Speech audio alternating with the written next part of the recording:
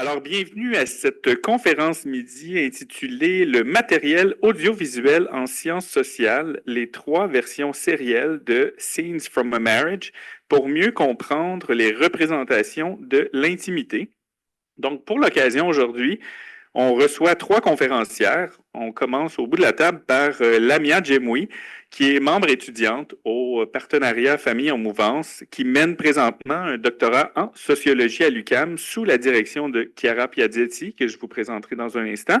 Son sujet de thèse s'intitule L'injonction à la honte comme outil de contrôle du corps féminin, la représentation de la sexualité féminine contemporaine dans la série The Handmaid's Tale. Donc, pour ceux qui s'intéressent à cette utilisation du matériel audiovisuel en sciences sociales, un autre projet en branle. Ensuite, on reçoit Chiara Piazetti, qui est chercheur au partenariat Famille en mouvance, qui est également professeur au département de sociologie de l'Université du Québec à Montréal. Elle est aussi directrice adjointe à la recherche à l'IREF. Elle s'intéresse principalement aux enjeux entourant les formes et les idéaux contemporains de l'amour et de l'intimité. Son plus récent ouvrage, qui s'appelle The Beauty Paradox, Femininity in the Age of Selfies, est paru cette année, en 2023. Et on accueille aussi Martha Boni, qui est professeure agrégée au département d'histoire de l'art et d'études cinématographiques de l'Université de Montréal. Elle se spécialise principalement dans l'étude de la télévision à l'ère des plateformes numériques, en particulier de la sérialité télévisuelle. Son dernier ouvrage s'intitulait Perdre pied, le principe d'incertitude dans les séries, qui est également paru en 2023. Donc, pour cette conférence d'aujourd'hui, il devrait y avoir une présentation qui devrait durer environ une quarantaine de minutes. Ce sera suivi d'une période d'échange et de questions. Donc, on commençait aujourd'hui avec un petit mot de Chiara, suivi par la présentation de Lamia. Bonne conférence tout le monde. Merci beaucoup, Simon, pour cette présentation généreuse. Merci au partenariat Famille en mouvance de nous avoir soutenus financièrement pour ce projet, de nous avoir aussi invités aujourd'hui. Merci donc à Maude Pouliez pour son soutien et pour sa confiance en nous. Je vais dire quelques mots sur la manière dont ce projet est né. Donc, son origine qui, en fait, est tout au mérite de Martha. Martha Boni, qui a développé de son côté un intérêt. Disons, il y a des intérêts parallèles qui s'étaient développés de son côté concernant les transformations des formes sérielles des récits amoureux, aussi du point de vue formel. Et de mon côté, par rapport aux transformations des idéaux amoureux, et comme Simon le mentionnait, et intimes contemporains. Et Martha a eu l'idée, quand elle a en fait regardé la série HBO Scenes from a Marriage dont on va parler, donc la mienne on va parler aujourd'hui, elle a eu l'idée de travailler ensemble. Elle m'a proposé, elle m'a dit pourquoi on ne travaille pas ensemble. On s'était croisés, mais on ne se connaissait pas tant que ça. Et donc nous avons commencé à réfléchir, excusez-moi, à réfléchir à qu'est-ce qui pouvait être fait, surtout voilà, dans le foisonnement un peu des représentations de l'intimité qui caractérise les productions télésérielles dans les dernières années, aussi en lien avec les différentes transformations des pratiques de consommation des séries, de leur production, etc. Et donc, moi, j'avais à côté de moi Lamia, qui est une spécialiste, en fait, de l'étude des représentations audiovisuelles, télévisuelles. Et donc, nous avons uni les forces et le résultat, vous allez le voir aujourd'hui, pas entièrement, parce qu'aujourd'hui, on va parler plutôt du côté méthodologique, donc des aspects des réflexions méthodologiques, justement, parce que ce projet, qui est nouveau, mais il se connecte à la fois aux réflexions et aux pratiques du point de vue de l'opérationnalisation de certaines questions de recherche et préoccupations qui sont celles de Martha, mais aussi aux miennes. Dans mon groupe de recherche, depuis 2015, j'ai travaillé à la modélisation, le répertoriage des idéaux amoureux et intimes qui sont transmis par les représentations télésérielles. Donc, ça, c'est pour l'origine du projet. Je pense que je vais laisser la parole à Lamia, qui est, en fait, tout le mérite pratique, conceptuel de contenu va à Lamia, qui a développé le projet. Finalement, nous sommes limités à accompagner, disons. Donc, je laisse la parole à la véritable experte, puis on reviendra avec vous pour les questions. Donc, c'est comme ça. Merci beaucoup, Chiara. Est-ce qu'on on m'entend bien? J'allais dire ce qu'on m'entend. Merci beaucoup à tous d'être venus et même d'être revenus, puisque ça a été remis un peu plus tard à la conférence, mais c'est très, très gentil d'être là. Je vous propose qu'on saute tout de suite dans le sujet, si ça ne vous dérange pas. Comme on a dit qu'on avait 40 minutes, je vous promets que ça ne va pas être plate. D'accord? Je veux juste vous dire que j'ai tendance à parler un tout petit peu très vite, surtout quand je suis stressée. Donc, n'hésitez pas à, si vous n'avez pas compris un truc, on y reviendra après, il n'y a aucun problème. Donc, on commence tout de suite. C'est bon pour vous? Génial. Alors, notre présentation aujourd'hui, comme on l'a vu, je crois que je vais mettre le micro là. Désolée, Chiara, je l'ai enlevé complètement. Ok, donc notre présentation à nous d'aujourd'hui, elle va traiter du matériel audiovisuel et donc de la place qu'occupe justement ce matériel audiovisuel en sciences sociales, et plus précisément sur la manière dont on peut penser un phénomène sociologique à travers l'analyse d'une série télé.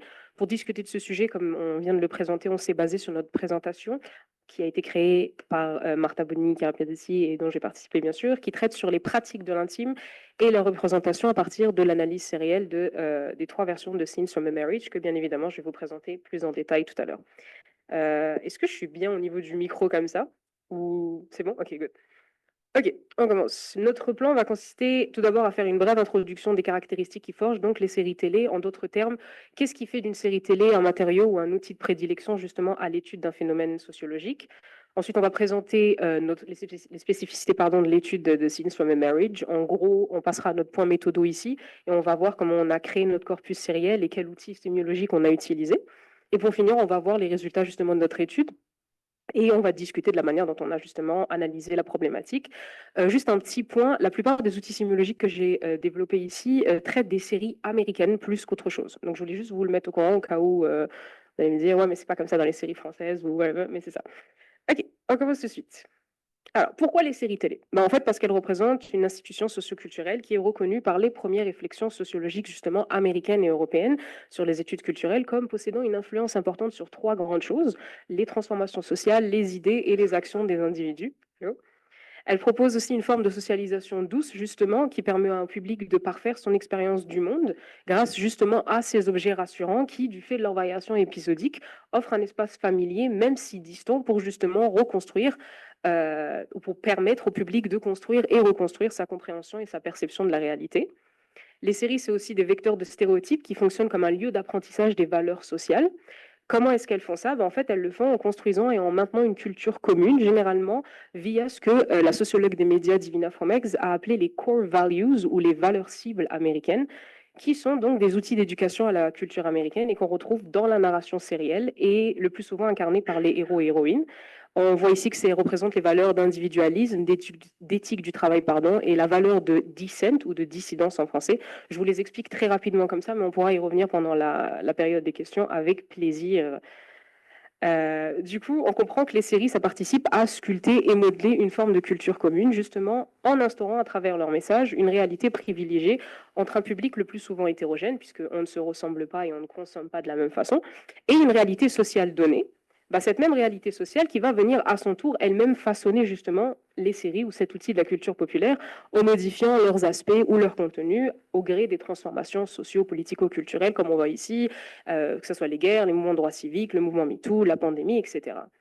Le tout, bien sûr, dans un souci d'actualiser les cadres collectifs de signification du public. Et c'est là qu'intervient le concept de politique sérielle. Les politiques sérielles, c'est quoi? Une politique sérielle, en fait, ça correspond à une période spécifique de l'histoire américaine, donc à tous les événements, comme on vient de le voir, politico, socio-culturels, qui la caractérisent et qui sont parvenus à modifier la narration sérielle pour que, justement, elle remplisse sa fonction d'outil d'éducation à la culture et aux valeurs américaines. Tout à l'heure, on a vu qu'il y avait ce qu'on appelle les core values ou les valeurs cibles. Et qui justement sont des outils de diffusion de la culture américaine, et celles-ci vont fluctuer en même temps que les politiques, justement, vont changer en fonction du temps. La première politique qu'on va avoir, En fait, les politiques, il faut comprendre que c'est un peu comme les vagues féministes. Il n'y a pas des politiques bien définies, ça va être des politiques qui vont s'enchevêtrer, mais on les voit généralement autour des années. Pour la première, la politique d'identité, ce sera entre 70 et 85. Elle est représentative des mouvements pour les droits civiques américains, donc on a tout ce qui est féminisme et mouvements noirs américains, etc. Ici, on va utiliser les médias pour justement refléter ou couvrir de ces changements, ou bien pour aider les personnes ou les gens plutôt à mieux comprendre ou à changer leur mentalité face aux transformations que le pays est en train de vivre. Donc on va remarquer une représentation soit à l'écran, soit derrière l'écran de minorités ethniques. Donc on va avoir des séries comme le Cosby Show, les Jefferson et tout ça, ou bien on va avoir des réalisateurs comme Spike Lee ou Gordon Parks qui a fait Shaft juste après. Ou bien de ce qu'on appelle les strong female lead ou les héroïnes puissantes qui vont être représentées à l'écran. Donc on va avoir des séries comme The Mary Tyler Moore Show, Alice ou encore les Charlie's Angels, bien sûr. La deuxième politique qu'on va avoir, c'est la politique de moralité entre 85 et 2004. Elle est représentative de la guerre froide et plus précisément du besoin un peu de contrer la propagande communiste en mettant en avant une espèce de diffusion de propagande américaine. C'est un peu le American Way of Life. Donc on va vouloir casser un peu cette idée de la strong female lead, donc de l'héroïne puissante, et on va se baser sur tout ce qui est famille, travail, valeurs capitalistes. Et c'est là qu'on va avoir à l'écran une mise en exergue des familles, mais ça peut être les familles de sang, les familles d'amitié ou de profession. Donc on va avoir des séries comme Roseanne, Friends ou ER, etc. La dernière politique, c'est celle qui nous intéresse le plus, même si notre travail pouvait s'étendre un peu plus sur les autres politiques, mais moi j'ai choisi de me baser plus sur celle-ci, c'est la politique de sécurité. Donc elle a commencé en 2001 et elle s'étend jusqu'à aujourd'hui, même si moi je tends à croire qu'il y en a une nouvelle avec le mouvement MeToo, mais Divina Fromex s'est arrêtée sur ces trois-là. Elle est représentative donc du 11 septembre 2001 et des événements qui ont eu lieu avec les World Trade Center, et elle s'est traduite avec beaucoup de besoins qu'on a... elle se traduit par différents besoins qui ont trouvé leur réponse justement dans la narration sérielle des séries. Le premier besoin qu'on a vu, c'est le besoin de prévoir en fait. Comme le 11 septembre était un événement qui était genre soudain, personne n'a pu le prévoir. Donc on a eu un changement dans la narration des séries. On est passé de l'investigation à la... L'investigation... Il n'y a pas de problème. Je pense que je peux même un petit peu continuer sans que vous ayez les images.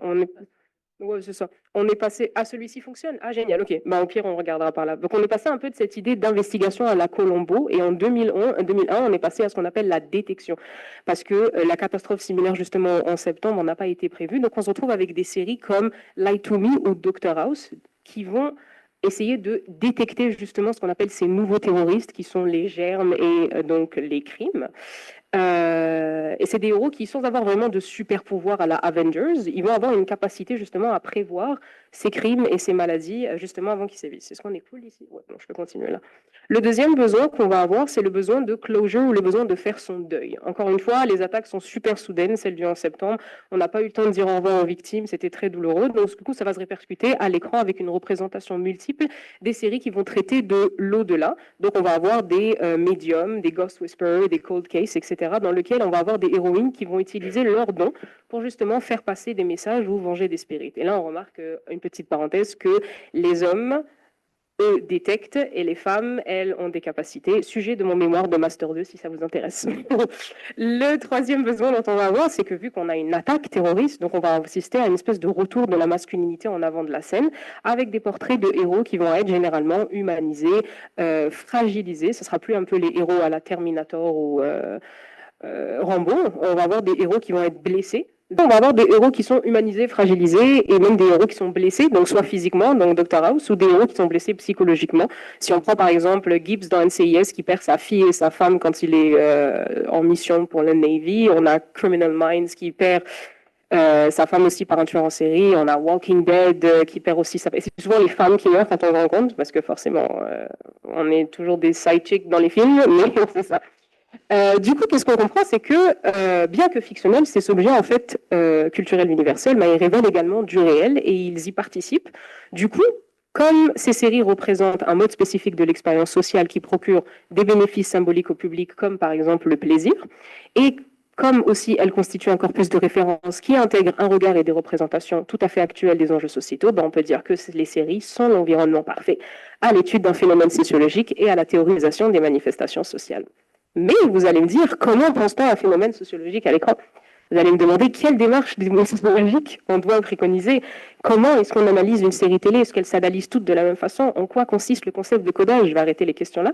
Et bien en fait, dans l'optique de réponse à ces questions, on va se baser justement sur l'étude on a mené avec Martha Boni et Chiara Piazzetti, qui portent justement sur les représentations de l'intime et le traitement de l'intimité dans les 3 versions sérielles de Scenes from a Marriage. Notre étude, en fait, elle a fait état des écueils de la communication intime et du rôle joué par les injonctions provenant de la culture thérapeutique, justement, dans les pratiques conjugales contemporaines.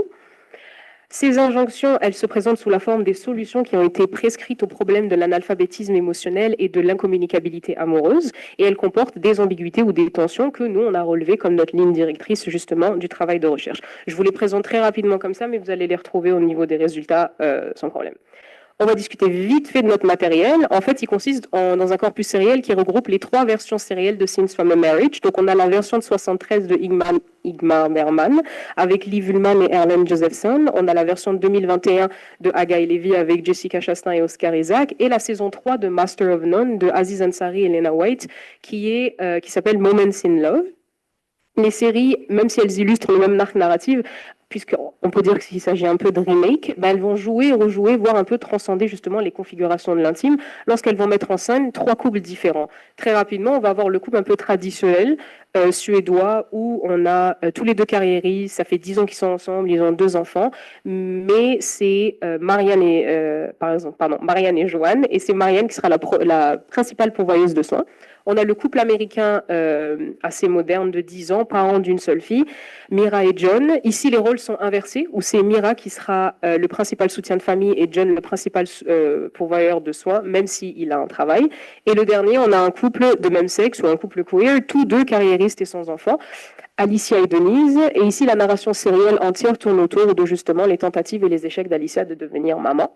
En remarquant que le corpus sériel, il est construit dans une espèce de continuum qui va marquer non seulement l'évolution des configurations et des pratiques de l'intime et de leur représentation, bien sûr, mais aussi le caractère pérenne, justement, des problématiques communicationnelles qui sont, justement, comme on l'a vu tout à l'heure, le résultat des injonctions inatteignables, prescrites par la vision thérapeutique de l'intimité. Et même si on remarque des différences dans les 3 séries, elles présentent tout de même la dissolution du mariage comme étant le résultat de l'analphabétisme émotionnel et de l'incommunicabilité des partenaires. C'est donc dans une perspective assez comparative qu'on a décidé de mener notre recherche et que donc la construction de notre corpus sériel est ce qu'on appelle le processus de codage-décodage, il fait entrepris, et ça nous amène à notre premier point méthodologique. Juste avant de commencer, on fait un point vocabulaire pour mettre tout le monde au même niveau, même si je suis pratiquement sûre que tout le monde sait déjà.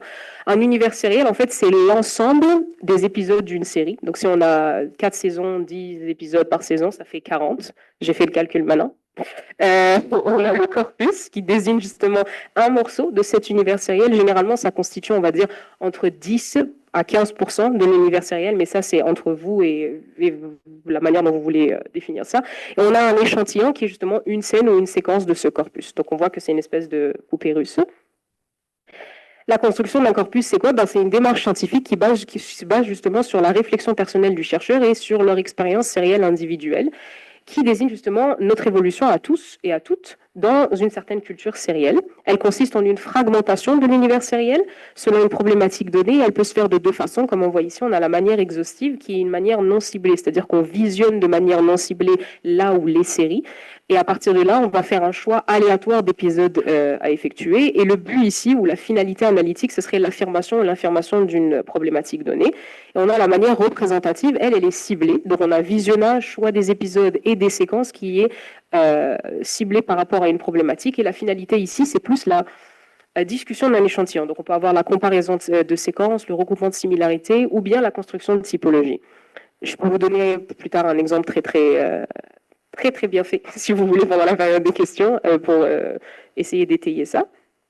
Dans notre cas, nous, notre corpus, il a été construit de manière représentative, puisqu'en partant d'une démarche comparative, l'échantillon, il a consisté justement à relever les points, comme on le voit ici, d'écart et de similitude entre les différentes versions sérielles par rapport à la problématique donnée, et c'est là qu'on a procédé à ce qu'on appelle notre codage et décodage.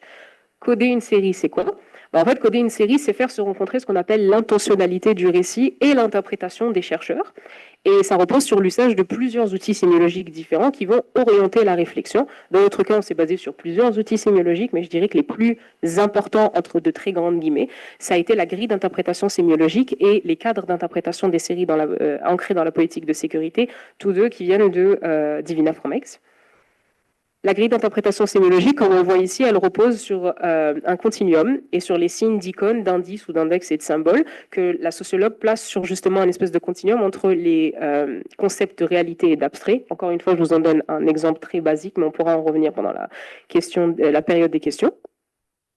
Et cette première outil sémiologique, il nous a justement amené à discuter des cadres d'interprétation qui rendent l'analyse de contenu. Avant d'expliquer c'est quoi un cadre d'interprétation, je voudrais juste comprendre, comme tout à l'heure, on a vu pendant la politique sérielle de sécurité, il y a eu plusieurs changements, mais l'un des plus grands changements qu'on a remarqué, et je suis pratiquement sûre que tout le monde ici va faire « Ah oui » quand je vais le pointer du doigt, c'est le changement qui a trait à la thématique de la violence. Comme c'était juste après les événements du 11 septembre 2001, on a remarqué qu'il y a eu un shift dans la manière dont la violence a été mise en avant dans les séries télé. Et cette fois-ci, elle va représenter justement de l'idéologie de défense américaine préconisée face à la menace externe, le fameux us versus them qu'on a entendu dans le discours de Bush juste après les événements. Et du coup, la violence, elle va devenir manichéenne, c'est-à-dire qu'elle va plus représenter justement cette idée d'écart de vous êtes avec nous ou sans nous. Je vous donne un exemple très rapide. Si on voit les Batman de 89 de Tim Burton, on voit que le vilain ou le méchant, c'est le Joker qui est associé à la mafia et qui paralyse les gens pour qu'ils aient des sourires et tout ça. Et la finalité, c'est de voler de l'argent.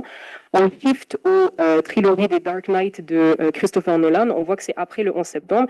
Et là, on a carrément une organisation terroriste de Ras El Ghul, ou plus précisément en arabe qui dit Ras El Ghul, qui veut dire la tête du démon, qui a à l'intérieur Bane et Bane qui essaye d'exploser Gotham avec une bombe nucléaire et ça se passe sur 3 épisodes. Donc on voit un peu comment le shift de la violence s'est fait.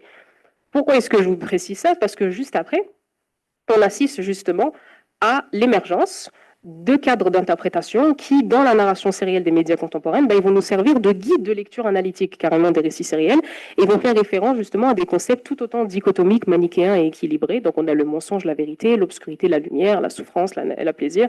On a la nature humaine qui, comme on parle de manichéanisme, donc on la met en parallèle avec la religion, plus précisément le protestantisme. Donc on a l'idée de qu'est-ce qui est décidé avant la naissance ou pas et tout ça. Et tous ces concepts, ça va nous aider un peu à prévoir le récit sériel, puisqu'ils vont nous permettre de lire et donc d'interpréter la narration sérielle des médias. C'est un peu comme ça, spoiler alert pour ceux qui ne veulent pas écouter, qu'on sait que dans Game of Thrones, Ned Stark n'est absolument pas le héros. Donc quand on nous a vendu l'idée de « Ah, il tue le héros dans la première série », non. Sans avoir regardé la série jusqu'à la fin, j'imagine que c'était soit Jon Snow, soit Khaleesi qui étaient les héros, puisqu'on a l'idée de la féminité qui est transcendée, ou l'idée de, entre guillemets, le bâtard qui devient le héros. Je sais pas, j'ai pas encore vu la fin. Ou que, encore, dans Seigneur des Anneaux, c'est pas Frodon le héros, puisque comme il a mis la bague, et l'idée de la nature humaine, elle est mise en avant ici, donc il a été entaché par la méchanceté, et il devient le vilain, et je sais pas si je vous spoil le dernier, désolé. Chez vous les oreilles, mais à la fin du 3e, on voit qu'il monte sur un bateau et qu'il va flotter vers un monde où il va se reposer. En gros, il meurt, il va au paradis. Et le héros, c'est Sam, puisque lui rentre au Shire, a une femme, des enfants et revit sa vie. Donc, ces idées-là veulent nous permettre de prévoir le récit sériel. Et désolé pour ceux à qui je spoilé Game of Thrones ou Seigneur des Anneaux. Du coup, ces exemples-là sont mis en avant, justement. Et je vais vous expliquer après comment on les a utilisés dans notre récit. Mais là, on va passer tout de suite à notre étude de cas. Comme on l'a vu en début de présentation, elle a consisté à problématiser l'incommunicabilité amoureuse et l'analphabétisme émotionnel pour souligner le caractère complexe et hétéroclite du langage amoureux. Et pour ce faire, on a choisi de traiter de l'approche thérapeutique de l'intimité parce qu'elle postule justement l'instabilité relationnelle, familiale et conjugale comme un problème social. Je vous fais quelques petits mots rapides sur l'approche thérapeutique pour qu'on comprenne à peu près de quoi on parle. Si pendant longtemps, en fait, la vision thérapeutique de l'intimité, elle a défini le succès des relations conjugales comme étant fondée sur l'harmonie entre les conjoints et démontrée justement par la longévité du lien affectif, dans les années 60, on a un shift dans cette définition et l'harmonie, maintenant, elle est conçue comme la capacité des conjoints à résoudre leurs problèmes conjugaux plutôt que l'absence de ces problèmes. Et même s'ils sont de plus en plus normalisés, ces problèmes ils sont considérés comme dépoulant de problèmes psychologiques que les partenaires ils vont avoir déjà la responsabilité d'aborder franchement et surtout de résoudre à l'aide bien sûr de professionnels ou pas. C'est ainsi que la communication elle va devenir le mot d'ordre des conseils matrimoniaux et que dans les années 70 à peu près, les années 70 qui sont donc l'année où Bergman a créé Scenes from a Marriage. Et c'est là qu'on voit que dans la dernière décennie du XXe siècle, justement, le discours thérapeutique va mettre un accent sur la symétrie, le dévoilement de soi, la communication, et il devient le cadre dominant pour décrire l'optimalité conjugale. Du coup, on se rend compte que les partenaires, à partir de là, ils vont être encouragés par les médias, les experts ou les ouvrages de développement personnel pour justement s'efforcer d'incarner un espèce de type de moi intime à un mariage réussi. Et ce moi intime, il doit être tout simplement conscient de lui-même, introspectif, se dévoiler, doit être capable de communiquer, de parler ouvertement de ses émotions, d'assumer la responsabilité de ses émotions, capacité de produire des lectures psychologiques de base des processus relationnels, s'engager à travailler sans relâche sur ses relations, etc., etc.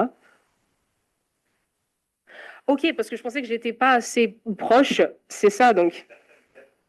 Il y a certaines lettres qui passent pas. Okay. Du coup, en gros, ce moi intime là, qui fait tout ça, comment on pourrait l'expliquer que l'idée, c'est que si votre mariage en fait fonctionne pas, bah, vous devez travailler plus dur pour qu'il fonctionne. Sauf qu'il y a personne qui vient vous voir et vous dit vous avez à travailler assez, et là maintenant les choses sont irréconciliables.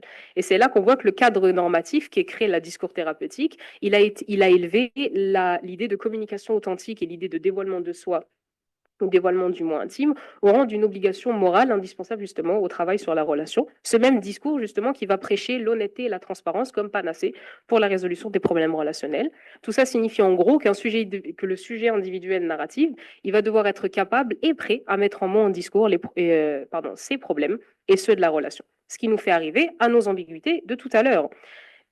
Pourquoi il y a des ambiguïtés? Parce que justement, le cadre culturel de l'intimité et du soi intime, comme on vient de le décrire en gros, il a reçu beaucoup de critiques au fil du temps, et spécialement ceux de féministes, que nous, on a décidé de relever. Et c'est là qu'on a fait ressortir ces trois ambiguïtés qui sont donc issues des solutions préconisées par la culture thérapeutique aux écueils de la communication.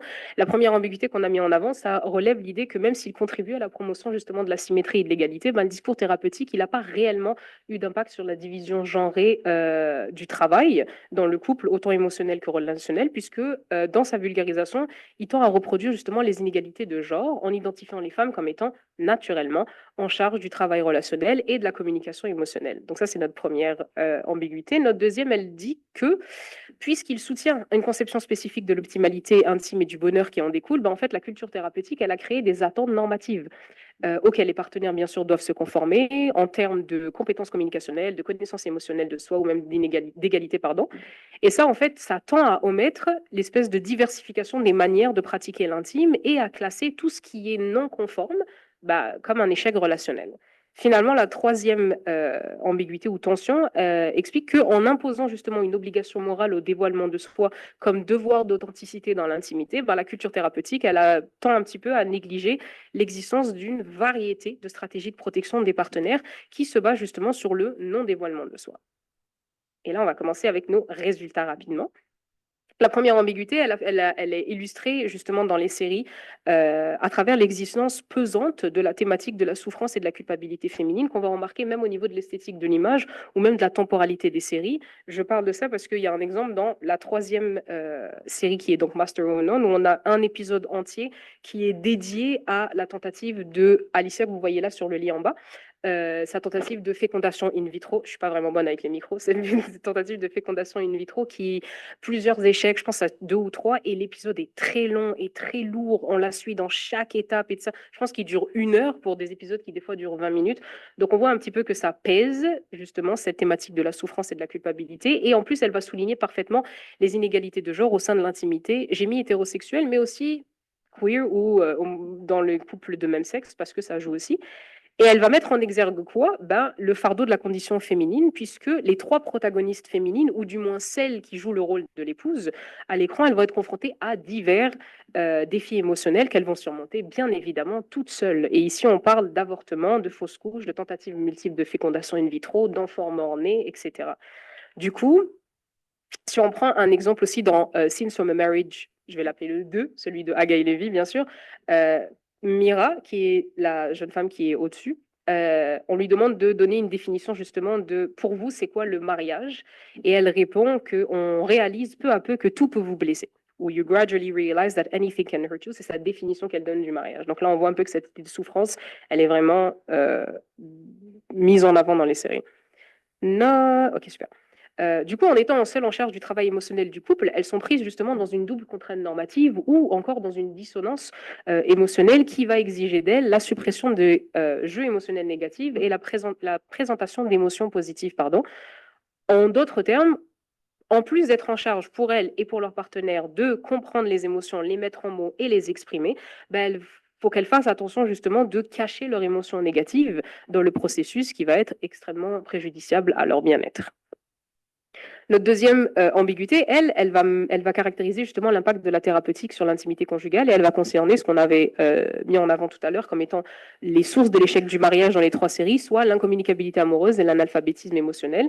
Et ici, on a choisi d'aborder cet arc narratif juste en soulevant une espèce de problématique dans la problématique où on a dit comment est-ce qu'on peut parler l'amour dans l'intimité quand on ne parle pas le même langage amoureux. Et pour répondre à ces questions, on a décidé d'identifier quelques obstacles à la communication émotionnelle. Le premier, et le plus, j'ai envie de dire, évident, c'est celui qui met en avant l'idée de la performance des rôles par les partenaires au sein des couples, comme on l'a vu tout à l'heure, comme en créant et justement en imposant des normes d'intimité et de communication à respecter qui sont très probablement inatteignables dans le couple. Le discours thérapeutique, il a renforcé justement cette idée de la performance dans le sens de l'acting, des rôles sociaux attendus et injonctifs qui semblent être à l'opposé de ce que Bido a appelé justement le moi intérieur réel des partenaires. Dans la série, c'est un peu comme une espèce de jeu de la dinette. Les couples, ils essayent de maintenir leur relation intime en actant leur vie à deux selon des normes communicationnelles et émotionnelles dont ils ne maîtrisent pas vraiment la source. Et le meilleur exemple pour démontrer ça, c'est dans la deuxième version de Scenes from a Marriage où Haggai Levy, le réalisateur, a décidé de juste j'ai le mot en anglais, retirer les scènes de générique du début et juste en bas là-bas de fin, et de les remplacer justement par des scènes où on voit les acteurs entrer dans leur rôle. Donc Jessica Chastain qui rentre qui rentre dans son rôle de Mira, et Oscar Isaac qui rentre dans son rôle de John. C'est un peu pour nous signifier que peut-être dans toutes nos scènes de vie conjugale, en fait, on essaye tous de jouer des rôles et d'entrer justement dans ces rôles pour jouer notre vie à deux ou performer nos rôles de la vie à deux. Du coup, on se rend compte qu'ici, il y a un thème majeur, pour pas dire le seul thème qui est mis en avant, c'est celui des secrets et de la vérité. C'est là que nos cadres d'interprétation vont rentrer en jeu.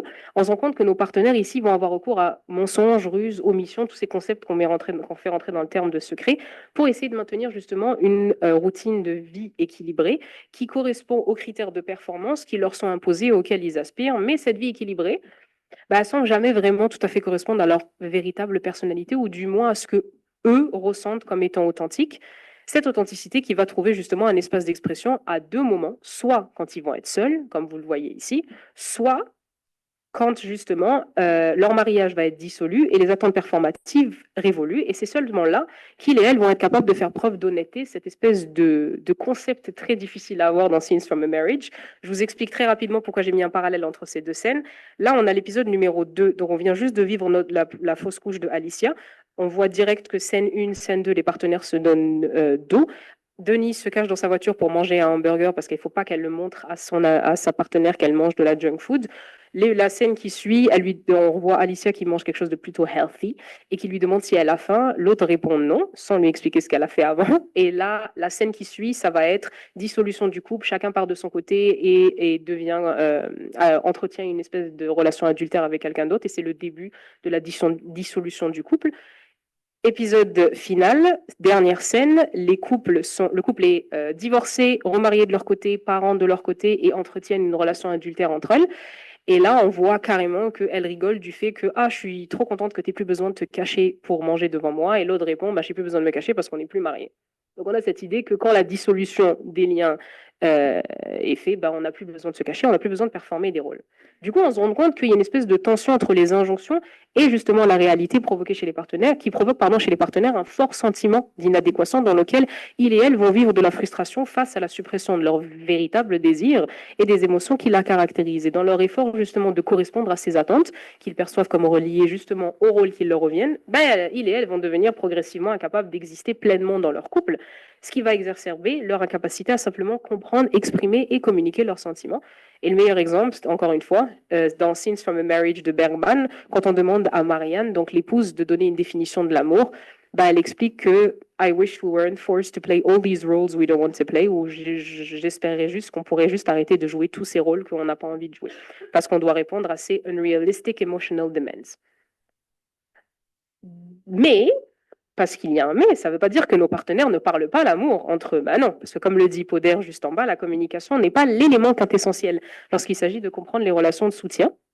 Justement, face à cette unique et bonne manière de faire l'intimité, les partenaires ils vont trouver des alternatives pour parler leur amour dans le même langage, qui ne va pas forcément passer par les mots, mais qui va quand même indiquer justement cet échange d'émotions et que eux vont considérer comme étant authentiques. Très rapidement, dans la version de Bergman, on va avoir l'échange de regards pour expliquer qu'on est un petit peu en malaise face à la crise de couple de nos meilleurs amis, qui va passer au chuchotement dans la version de Hagaï Lévy, où le couple va être capable de créer une espèce d'aparté dans laquelle nous, on va être, où les personnages tierces vont continuer dans leur monologue, qu'on va quand même être capable aussi d'écouter, ce qui c'est pas mal, et ils vont pouvoir échanger leur idée aussi de malaise. Dans la version de Aziz Ansari et de Lena White, par contre, c'est la danse. Là, on danse quand on fait nos tâches ménagères, on danse quand on se retrouve après avoir divorcé, et on danse même juste avant notre première fécondation in vitro faite à la maison, en espèce de DIY. Mais donc, on voit que tout est fait pour quand même marquer l'échange. Par contre, malheureusement, ces alternatives vont trouver leurs limites justement lorsque les partenaires vont choisir d'exprimer ou de mettre en mots leurs émotions et éventuellement parler leur vérité. Et qu'est-ce que ça fait la vérité? Ben, ça éclate. Du coup, ça nous fait passer à notre troisième ambiguïté. Génial. Et c'est sur là qu'on va conclure notre présentation. Ben, encore une fois, comme l'explique Poder, justement, l'intimité en tant que révélation par la parole est souvent associée à des éléments, des sentiments dramatiques de peur, d'amour, de jalousie et de haine. Et dans les trois séries, l'authenticité et l'expression de la vérité, justement, sont représentées dans deux scènes emblématiques qui vont faire, un traitement différentiel de la communication émotionnelle et de l'ouverture du moi intime.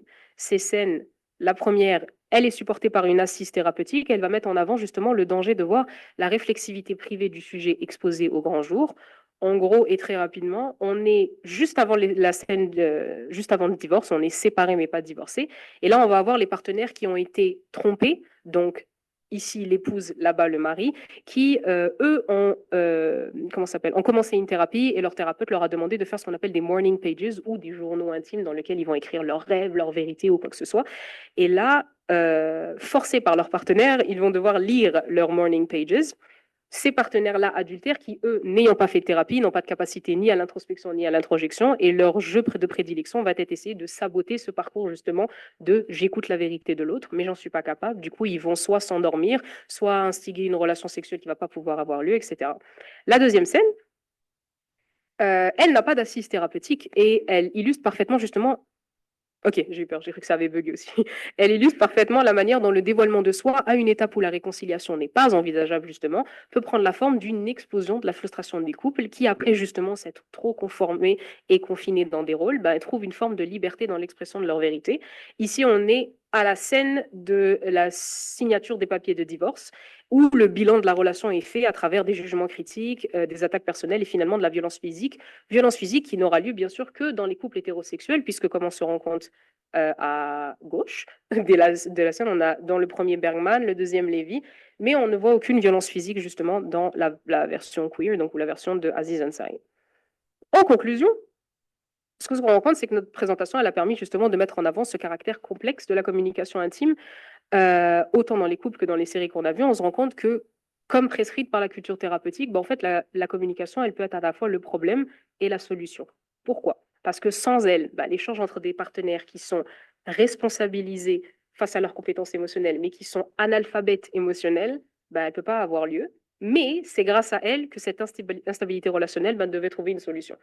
Tout ce schmilblick-là, plusieurs scientifiques ont décidé d'argumenter sur le fait que c'est dans la forme justement de la communication que le cœur du débat devrait trouver justement sa solution, puisque la communication ne devrait pas forcément être synonyme de dévoilement de soi. Elle peut juste passer par différents moyens qui sont tout autant utiles pour marquer l'entente et pour surmonter l'instabilité. Et comme l'explique encore une fois Poder, les individus modernes qui sont engagés dans l'amour, justement, nourrissent leur amour de diverses manières. Et ça peut passer par des gestes tout autant banals que servir de la nourriture, passer des moments agréables humoristiques ensemble, ou juste des éléments qui comptent justement énormément pour les uns les autres. Voilà, merci beaucoup.